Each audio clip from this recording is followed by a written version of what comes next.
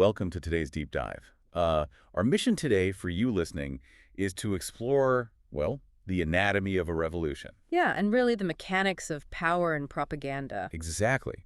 And we're doing this by unpacking a genuine classic from your stack of sources, which is George Orwell's Animal Farm. Right, and we're going to try to look past the whole, talking animals aspect. Yeah, because we really need to examine the very real mechanisms of how a society's foundation can be kind of weaponized against its own citizens. Oh, absolutely. Usually when we talk about a utopian vision, there's this expectation of purity, like architecture, I guess. Right, like you draw up a beautiful blueprint. Exactly. You drop this blueprint for a house, the lines are perfectly straight, the math makes sense, and you point to the paper and say, there it is. Yeah. The perfect society. I mean, it looks completely flawless on paper. We're just naturally drawn to the idea that if we engineer the rules perfectly, the inherent flaws of human nature or animal nature in this context will just naturally align. Right, like all inequality will just magically vanish. Yeah, exactly. But then, you step into the actual construction of that society, and suddenly you realize that same beautiful blueprint is being used to justify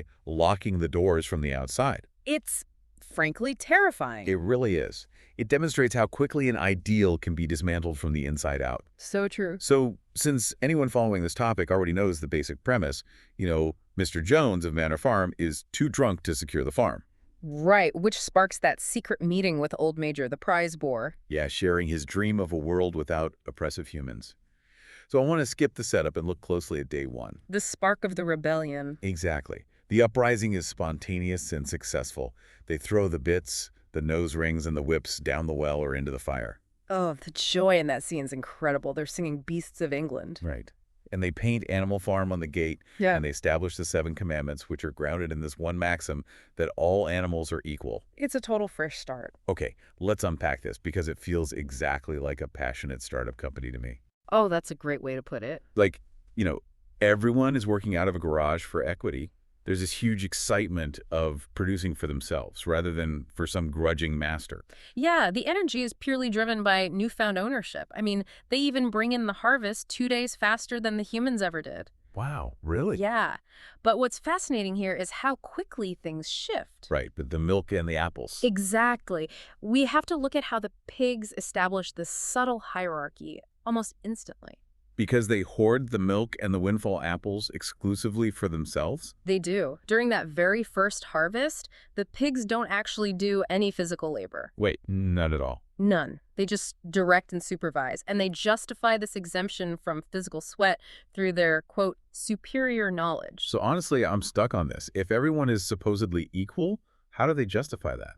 Well, they essentially establish the intellectual class as inherently more valuable than the labor class from the very first sunrise. But if you just fought a literal war against exploitation, why do you roll over when the new management takes the best food on day one? That leads directly into the architecture of control, specifically literacy and law. Right, because the pigs, specifically Snowball and Napoleon, take charge of organizing everything. Yeah, they had secretly taught themselves to read and write perfectly. And when the other animals start murmuring about the missing milk and apples, the pigs don't send in brute force, they send in Squealer. Their PR department. Basically, yeah, Yeah. to handle the optics. And Squealer's just a textbook example of manufactured consent. He uses pseudoscience. Right, calling them brain workers. Exactly. He convinces them that pigs are brain workers who need milk and apples for their cognitive health. And then he brings in the fear tactic. Oh, big time. He threatens that if the pigs fail, Mr. Jones will return. He weaponizes their own PTSD against them. Yeah. It's incredibly manipulative. It bypasses logic completely. But wait, why wouldn't the animals just vote against this? They have those Sunday meetings, right? They do, yeah. If someone tried to steal your food and feed you corporate jargon, why not just organize the room and outvote them? Well, control of literacy is essentially control of reality. What do you mean? Voting assumes you have an equal capacity to articulate a counter-vision. Because the pigs can read and write perfectly, they dictate the terms of the debate. Oh, I see. Consider Boxer, the massive cart horse. He can only learn A, B, C, and D. That's heartbreaking. Just 4 letters. Yeah, and if he learns the next 4, he forgets the first 4. So they literally lack the basic vocabulary to frame an argument against the pigs. Exactly. And Snowball even reduces the commandments to a single maxim for the simpler animals. Right. 4 legs good, 2 legs bad. Yeah. and the sheep blindly bleat this new maxim for hours. It drowns out any chance for critical thought. But controlling the narrative isn't enough for absolute power, right? You eventually have to eliminate your political rivals. Which brings us to the violent turning point of this whole deep dive. The purge. The bitter rivalry between Snowball and Napoleon over building the windmill. Yes. Snowball spends weeks drawing up blueprints in the incubator shed. And he's winning the debate, right? He is. He's swaying the crowd.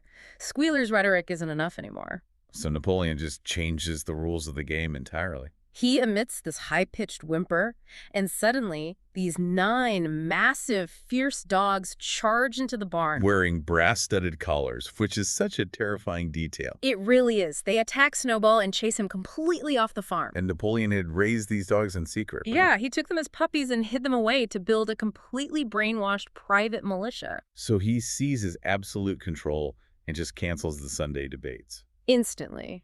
But you can't just rule through raw violence forever. Right. You need to rewrite the truth. And here's where it gets really interesting to me. Oh, with Squealer gaslighting everyone. Yes, because Squealer convinces the animals that the windmill was Napoleon's idea all along. And that Snowball was actually Jones's secret agent. Exactly. I always compare Squealer's changing of the 7 commandments to like a software terms of service update. Huh. That's a perfect analogy. Right. Like nobody ever reads the fine print. Yeah. But suddenly your rights are stripped away overnight. Yeah. The pigs move into the farmhouse, and suddenly the rule on the barn wall says, no animal shall sleep in a bed with sheets. Or adding to excess to the alcohol rule. It's all about the psychological utility of a scapegoat. So when the windmill falls down in a storm, Napoleon instantly blames the invisible Snowball. it's so insidious. It is. The pigs use fake plots and forced bloody confessions to create this constant state of terror. Making the animals cling to Napoleon just to feel safe. Exactly. So with the rules completely rewritten and this baseline of fear established, how does the regime actually extract value from its citizens? We have to look at the ultimate tragic figure of the farm for that. Boxer. Yeah, Boxer. The grueling labor of rebuilding the windmill falls largely on him. And this time they're building the walls twice as thick, right? Yes, despite starvation and these brutal, freezing winters. Boxer's just so devoted. He has those 2 tragic maxims.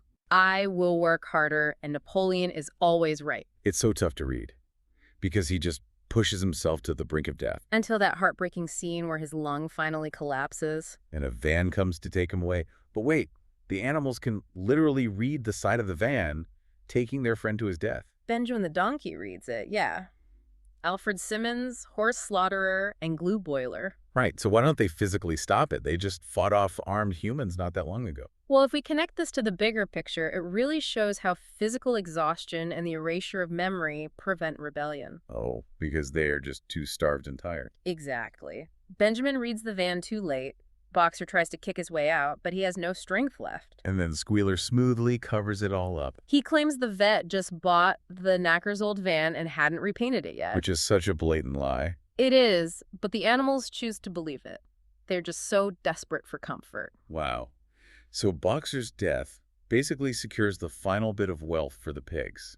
Yeah, they use the blood money to buy a case of whiskey. That is incredibly dark. It really highlights how the transformation of the ruling class is complete. All opposition is gone. Which brings us to the ultimate betrayal, becoming the very enemy they fought. Years pass. The original rebellion is just this dim, vague memory. And the pigs have fully moved into the farmhouse. They're wearing Mr. Jones's clothes. They're carrying whips. And walking on their hind legs, which is just such a jarring image. And just in case anyone wants to protest, the sheep are taught a brand new chant. 4 legs good, 2 legs better. Exactly. And then Clover brings Benjamin to read the barn wall one last time. All the commandments are gone. Except for one. All animals are equal, but some animals are more equal than others. It's just devastating. So what does this all mean for us? Because there's this haunting final image in the text, right? Oh, the banquet. Yeah, the pigs and the human farmers are drinking beer and playing cards together. And they get into a massive fight over an ace of spades. Someone is cheating. And as the animals look through the window, the faces blur together until it's totally impossible to tell pig from man. Because this is the absolute completion of the cycle. They didn't just replace the oppressor. No, they have become the oppressor. They are mimicking the exact same behaviors, The drinking, the clothes, exploiting the labor that sparked the rebellion in the first place. It's a masterclass in the fragility of truth, honestly. It really is. When we think about you, the listener, navigating our modern era of information overload, this text is so relevant. Oh, absolutely. Because protecting your own memory, maintaining your critical thinking, and really questioning shifting narratives is essential. If you don't, you'll just get manipulated by the squealers in your own life. Exactly. We have to be vigilant. And, I want to leave you with a final lingering question to ponder on your own. Yeah, what's that? Well, the deep dive ends with the pigs and humans arguing over a cheating move in that card game, proving their utter similarity, right? Right. But what happens the day after that card game? Oh, wow. If the pigs are now identical to Mr. Jones in every single way, does that mean the remaining animals will eventually realize it? And start the exact same bloody cycle of rebellion all over again. Exactly. It's something to deeply consider. What a profound thought to end on. Thanks for joining us for this deep dive, and we'll catch you next time.